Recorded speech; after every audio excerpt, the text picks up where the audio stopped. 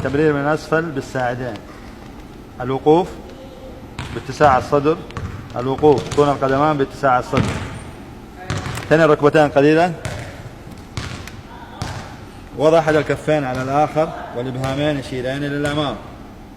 عند ملامسة الكرة للساعدين يتم فرد الجسم لأعلى ودفع الكرة للأمام.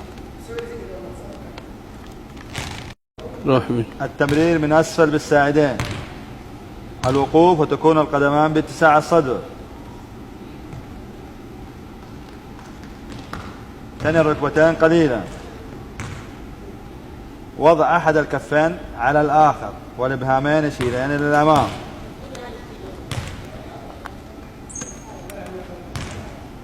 عند ملامسة الكرة للساعدين يتم فرد الجسم لأعلى ودفع الكرة إلى الأمام.